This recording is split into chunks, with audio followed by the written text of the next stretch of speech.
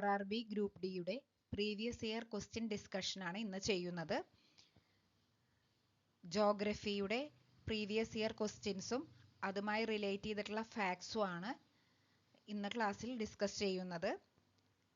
നിങ്ങൾക്ക് ഈ വീഡിയോ ഉപകാരമായാൽ please like, share and subscribe. അപ്പോൾ നമുക്ക് ടോപ്പിക്കിലേക്ക് കടക്കാം.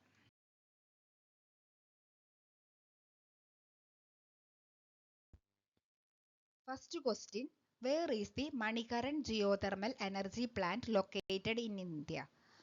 ഇന്ത്യയിൽ എവിടെയാണ് മണികരൺ ജിയോതെർമൽ എനർജി പ്ലാന്റ് സ്ഥിതി ചെയ്യുന്നത്? Answer option D, Himachal Pradesh. Manikaran geothermal energy plant Himachal പ്രദേശിലാണ്. അപ്പോൾ എന്താണ് ഈ ജിയോതെർമൽ എനർജി പ്ലാന്റ്സ് എന്ന് പറയുന്നത്? ഭൂമിയുടെ ഉൾഭാഗത്ത് നിന്നുള്ള താപം ഉപയോഗിച്ച് ഊർജം ഉൽപ്പാദിപ്പിക്കുന്ന പ്ലാന്റ്സിനെയാണ് ജിയോതെർമൽ എനർജി പ്ലാന്റ്സ് എന്ന് പറയുന്നത്. അപ്പോൾ നമുക്കിനി കുറച്ച് ജിയോതെർമൽ എനർജി സൈറ്റ്സിനെ പരിചയപ്പെടാം. കുറച്ച് ഇന്ത്യയിലുള്ള ജിയോതെർമൽ എനർജി സൈറ്റ്സ് നോക്കാം. First one, Rajgir. എവിടെയാണ്? ബീഹാറിൽ. Rajgir, Bihar.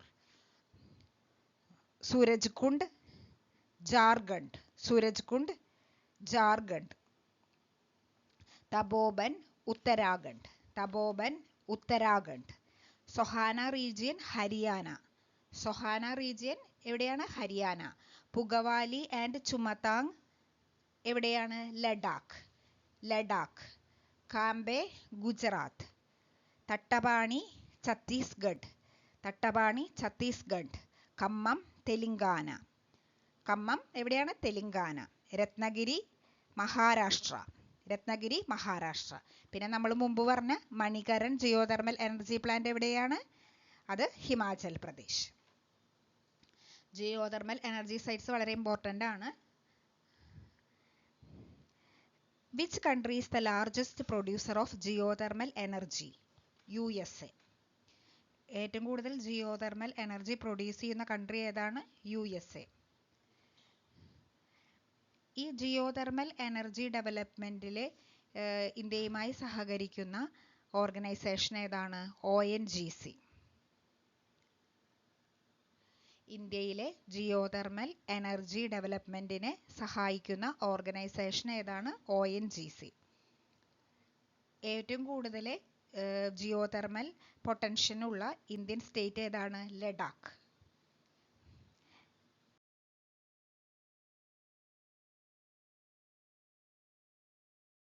Question, according to the 2011 census of languages, which is the second highest spoken language in India? 2011 census പ്രകാരം ഇന്ത്യയിൽ ഏറ്റവും കൂടുതൽ ആളുകൾ സംസാരിക്കുന്ന രണ്ടാമത്തെ ഭാഷ ഏതാണ് എന്നാണ് ചോദിച്ചിട്ടുള്ളത്. Answer option D, Bengali. Option D, Bengali. അപ്പം നമുക്കിതറിയണമെങ്കിൽ 2011 സെൻസസിലെ ഏറ്റവും കൂടുതൽ ആളുകൾ സംസാരിക്കുന്ന ഭാഷകളുടെ ഒരു ഓർഡർ അറിയണം അല്ലേ? അപ്പോൾ നമുക്കത് നോക്കാം. 2011 ഇന്ത്യൻ സെൻസസ് പ്രകാരം ഏറ്റവും കൂടുതൽ ആളുകൾ ഇന്ത്യയിൽ സംസാരിക്കുന്ന ഭാഷ എന്ന് പറയുന്നത് ഹിന്ദിയാണ്. ഏറ്റവും ഫസ്റ്റ് പൊസിഷനിലുള്ള ഭാഷ ഹിന്ദിയാണ്.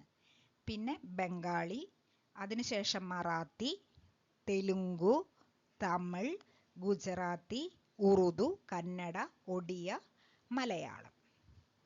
അപ്പോൾ ഏറ്റവും കൂടുതൽ ആളുകൾ സംസാരിക്കുന്ന ഭാഷ ഏതാണ്? ഹിന്ദിയാണ്. നെക്സ്റ്റ് ബംഗാളി, മറാത്തി, തെലുങ്കു, തമിഴ്, ഗുജറാത്തി, ഉറുദു, കന്നഡ, ഒഡിയ, മലയാളം. അപ്പോൾ നമുക്ക് നേരത്തെ ചോദിച്ചിട്ടുള്ള ക്വസ്റ്റ്യനിൽ ഏറ്റവും കൂടുതൽ ആളുകൾ സംസാരിക്കുന്ന രണ്ടാമത്തെ ഭാഷ ഏതാണെന്നാണ് ചോദിച്ചത്. അതിൻ്റെ ഉത്തരം ബംഗാളിയാണ്. ഇനി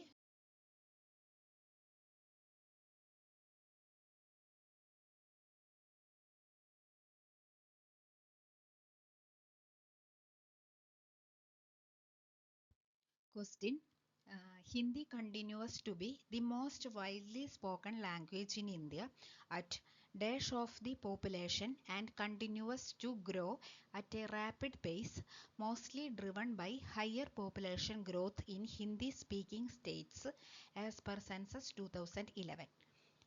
അതായത് ക്വസ്റ്റ്യൻ കൊണ്ട് ഇത്രേ ഉദ്ദേശിക്കാനുള്ളൂ. ഹിന്ദി 2011 മുമ്പുള്ള സെൻസസ് പ്രകാരവും ഹിന്ദി തന്നെയായിരുന്നു ഏറ്റവും കൂടുതൽ ആളുകൾ സംസാരിച്ചിരുന്ന ഭാഷ. ഇപ്പോൾ 2011 സെൻസസ് പ്രകാരവും ഹിന്ദി തന്നെയാണ് ഏറ്റവും കൂടുതൽ ആളുകൾ സംസാരിക്കുന്നത്. അപ്പോൾ ജനസംഖ്യയുടെ എത്ര പെർസെൻറ്റേജ് ആളുകളാണ് ഇപ്പോൾ ഹിന്ദി സംസാരിക്കുന്നത് എന്നാണ് ചോദിച്ചിട്ടുള്ളത്. അതിൻ്റെ ആൻസർ ഓപ്ഷൻ സി 43.63%. അപ്പം നമുക്ക് ഓരോ ഭാഷയെയും എത്ര ശതമാനം ആളുകളാണ്, ജനസംഖ്യയുടെ എത്ര ശതമാനം ആളുകളാണ് സംസാരിക്കുന്നത് എന്നുള്ള ലിസ്റ്റ് അറിഞ്ഞാൽ മാത്രമാണ് നമുക്ക് ഇങ്ങനെ ഇതുമായി റിലേറ്റ് ചെയ്തിട്ടുള്ള ഓരോ ക്വസ്റ്റ്യൻസ് വരുമ്പോഴും ആൻസർ ചെയ്യാൻ പറ്റുള്ളൂ. അപ്പം നമുക്ക് അത് നോക്കാം. ഏറ്റവും കൂടുതൽ ആളുകൾ ഇന്ത്യയിൽ സംസാരിക്കുന്ന ഭാഷയായ ഹിന്ദി ജനസംഖ്യയുടെ 43.63% ആളുകളാണ് സംസാരിക്കുന്നത്. അപ്പോൾ ഹിന്ദിയുടെ പെർസെൻറ്റേജ് 43.63%. സെക്കൻഡ് ഭാഷയായ ബംഗാളി 8.03%, മറാത്തി 6.86%, തെലുങ്കു 6.70%, തമിഴ് 5.70%, ഗുജറാത്തി 4.58%, ഉറുദു 4.19%, കന്നഡ 3.61%, ഒഡിയ 3.10%, മലയാളം 2.88%. ഇതാണ് അതിൻ്റെ ഒരു ലിസ്റ്റ്. അടുത്ത പ്രീവിയസ് ഇയർ ക്വസ്റ്റ്യനും 2011 സെൻസസിലെ ലാംഗ്വേജിൻ്റെ പൊസിഷൻ റിലേറ്റ് ചെയ്തിട്ട് തന്നെയാണ് വന്നിട്ടുള്ളത്. ഈ ഏരിയയിൽ നിന്ന് കുറേ ക്വസ്റ്റ്യൻസ് റിപ്പീറ്റഡ് ആയിട്ട് വരുന്നുണ്ട്. അപ്പോൾ ഈ ഭാഗം നന്നായി നോക്കുക. അപ്പോൾ ക്വസ്റ്റ്യനിലേക്ക് കടക്കാം. As per census 2011, which language replaced Telugu as the third most spoken language in India? അതായത് 2011 മുമ്പുണ്ടായ സെൻസസ് പ്രകാരം തെലുങ്കു ആയിരുന്നു തേർഡ് പൊസിഷനിൽ ഉണ്ടായിരുന്നത്. അപ്പോൾ ഇപ്പോൾ തെലുങ്കുവിനെ 4ാമത്തെ പൊസിഷനിലാക്കിയിട്ട് തേർഡ് പൊസിഷനിൽ വന്ന ലാംഗ്വേജ് ഏതാണെന്നാണ് ചോദിച്ചിട്ടുള്ളത്. ഏതാണ്? Answer D, Marathi. നമ്മുടെ 2011 സെൻസസ് പ്രകാരം എങ്ങനെയാണ്? ഹിന്ദിയാണ് ഫസ്റ്റ്, ബംഗാളിയാണ് സെക്കൻഡ്, മറാത്തിയാണ് തേർഡ്, പിന്നെ തെലുങ്കു ആണ് 4th പൊസിഷനിൽ. അപ്പോൾ തെലുങ്കു ഇപ്പോൾ 4th പൊസിഷനിലായി. ആദ്യം മുമ്പത്തെ സെൻസസ് പ്രകാരം തെലുങ്കു ആയിരുന്നു തേർഡ് പൊസിഷനിൽ ഉണ്ടായിരുന്നത്. ഇപ്പോൾ തെലുങ്കുവിനെ 4th പൊസിഷനിലാക്കിയിട്ട് മറാത്തി തേർഡ് പൊസിഷനിലേക്ക് കയറി. Next question. Through which of the following states of India does the Tropic of Cancer not pass? അതായത് ട്രോപ്പിക് ഓഫ് ക്യാൻസർ ഇന്ത്യയിലെ ഏത് സ്റ്റേറ്റിൽ കൂടെയാണ് കടന്നു പോകാത്തത്? താഴെ തന്നിരിക്കുന്ന ഓപ്ഷൻസിലുള്ള ഏത് സ്റ്റേറ്റിൽ കൂടെയാണ് കടന്നു പോകാത്തത്?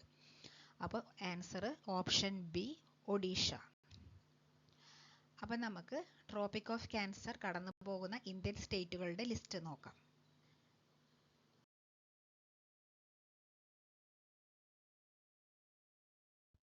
ട്രോപ്പിക് ഓഫ് ക്യാൻസർ എന്ന് പറയുന്നത് ഒരു ഇമാജിനറി ലൈനാണ്.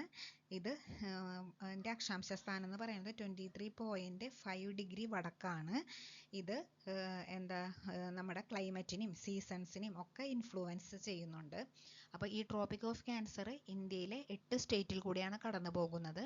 രാജസ്ഥാൻ, ഗുജറാത്ത്, മധ്യപ്രദേശ്, അതേപോലെ ഛത്തീസ്ഗഡ്, ജാർഖണ്ഡ്, വെസ്റ്റ് ബംഗാൾ, ത്രിപുര, മിസോറാം തുടങ്ങിയ 8 സ്റ്റേറ്റിൽ കൂടിയാണ് ട്രോപ്പിക് ഓഫ് ക്യാൻസർ ഇന്ത്യയിൽ കടന്നു പോകുന്നത്. പിന്നെ ട്രോപ്പിക് ഓഫ് ക്യാൻസർ കടന്നു പോകുന്ന കൺട്രീസിൻ്റെ എണ്ണം 16 ആണ്. പിന്നെ അതേപോലെ തന്നെ എത്ര കോണ്ടിനെൻസിൽ കൂടെയാണ് ഇത് കടന്നു പോകുന്നത്? ഇത് കടന്നു പോകുന്നത് 3 കോണ്ടിനെൻറ്റിൽ കൂടെയാണ് കടന്നു പോകുന്നത്. അതായത് നോർത്ത് അമേരിക്ക, ആഫ്രിക്ക, ഏഷ്യ തുടങ്ങിയ 3 കോണ്ടിനെൻറ്റ്സിൽ കൂടെയാണ് ഇത് കടന്നു പോകുന്നത്. പിന്നെ 3 ഓഷ്യൻസും ഇത് കടന്നു പോകുന്നുണ്ട്. 3 ഓഷ്യൻസിൽ കൂടെയും ഇത് കടന്നു പോകുന്നുണ്ട്. Pacific ocean, Atlantic ocean, Indian ocean. ഈ 3 ഓഷ്യൻസിൽ കൂടെയും ഇത് കടന്നു പോകുന്നുണ്ട്. കൂടുതൽ പ്രീവിയസ് ഇയർ ക്വസ്റ്റ്യൻസുമായി അടുത്ത ക്ലാസ്സിൽ കാണാം. വീഡിയോ ഉപകാരപ്രദമായെങ്കിൽ please like, share and subscribe. Thank U.